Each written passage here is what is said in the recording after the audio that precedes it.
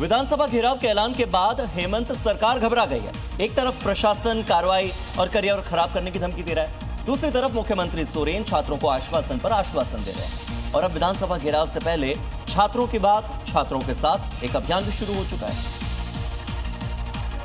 क्योंकि सरकार को पता है कि विधानसभा घेराव रोकने के लिए बल प्रयोग करना पड़ सकता है और अगर ऐसा हुआ तो छात्रों का गुस्सा भड़क सकता है, आंदोलन और तेज हो सकता है, जिससे सरकार और प्रशासन की मुश्किलों के साथ ही छात्रों की मांग भी बढ़ सकती है। हम परीक्षा व्यवस्था को और अधिक पारदर्शी, तकनीक सक्षम, सुरक्षित और जवाबदेह बनाना चाहते हैं, लेकिन ऐसा केवल सरकार अकेले नहीं कर सकती। इसलिए सभी छात्र छात्राएं खुलकर अपने सुझाव भेजें। लेकिन छात्रों का आक्रोश देखते हुए एक बात तो साफ है कि मुख्यमंत्री के पोस्ट या लेटर से आंदोलन पर कोई असर पड़ता नहीं दिख रहा है और न ही छात्र अपनी मांग से पीछे हटे हैं। जेपीएससी और जेएसएससी के जो छात्र हैं वो विधानसभा का घेराव करने वाले। सुबह 10 बजे विधानसभा मार्च करेंगे। मांगे पूरी नहीं होने पर छात्रों का प्रदर्शन आज भी जारी है। जांच और एग्जाम रद्द करने पर सहमति नहीं बनी है, इसी को लेकर अब विधानसभा तक मार्च किया जाएगा। सरकार के आश्वासन से छात्र सहमत नहीं है। हालांकि सरकार का दावा यह है कि 98% मांगे हमने मान ली है, लेकिन बावजूद इसके जांच और एग्जाम रद्द करने पर कोई सहमति सरकार और छात्रों के बीच नहीं बन पाई। तीसरे दौर की बैठक के बाद सरकार ने दावा किया कि प्रदर्शनकारियों की लगभग 98% मांगे मान ली गई हैं। कुछ मुद्दों पर बात अटकी है जिन पर सहमति नहीं बन पा रही है।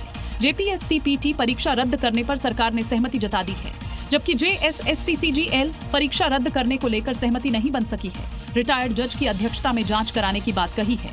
सरकार का कहना है कि सीजीएल परीक्षा हाईकोर्ट और सुप्रीम कोर्ट के निर्देश पर हुई थी, इसलिए सरकार परीक्षा रद्द नहीं कर सकती, सिर्फ जांच करवा सकती है। सीआईडी जांच में जेपीएससी के जिन 3 सदस्यों को पूछताछ के लिए समन किया गया था, उन्होंने इस्तीफा दे दिया है। और इसके बाद अब छात्र ये आरोप लगा रहे हैं कि जेपीएससी में गड़बड़ी हुई, तभी तो डर के मारे ये इस्तीफे हो रहे हैं और इसीलिए पूरा सच सामने आना जरूरी है। सीबीआई जांच की मांग इसीलिए हो रही है। जेपीएससी के तीनों सदस्यों अजीता भट्टाचार्य, जमील अहमद और अनिमा हांसदा का इस्तीफा राज्यपाल ने मंजूर कर लिया है। आज सीआईडी सदस्यों से एग्जाम में गड़बड़ी पूछताछ करने वाली है। इसके बावजूद छात्र सीबीआई जांच की मांग पर अड़े हैं, जबकि सरकार का कहना है कि सीआईडी जांच और रिटायर्ड जज की अध्यक्षता में बनाई कमेटी जांच कर रही है।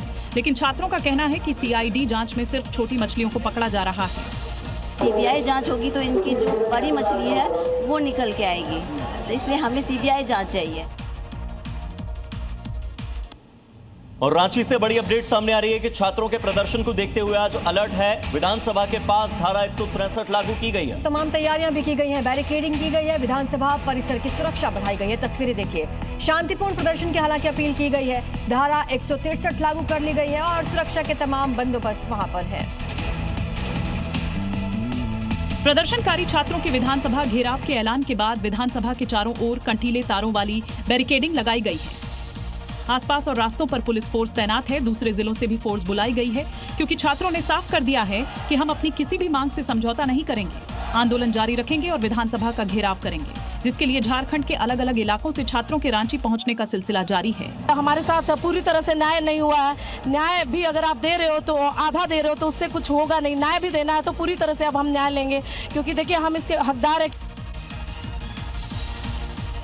तो छात्रों के इस प्रदर्शन को लेकर छात्र नेताओं ने अपील की है, शांतिपूर्ण तरीके से प्रदर्शन करने की अपील की गई। कहा गया है कि अनुशासन में रहकर ही इस प्रदर्शन को आगे बढ़ाएं, डिसिप्लिन का ध्यान रखें, प्रदर्शन के दौरान कोई कानून न तोड़े जाएं, क्योंकि दिल्ली के जंतर मंतर पर जब कांग्रेस जनता पार्टी का प्रदर्शन हुआ उस दौरान बवाल हुआ और इसी बवाल को देखते हुए झारखंड के छात्र आंदोलन का नेतृत्व कर रहे छात्र मेका ने प्रदर्शनकारियों से अपील की है कि शांतिपूर्ण तरीके से प्रदर्शन करें, कानून न तोड़ें।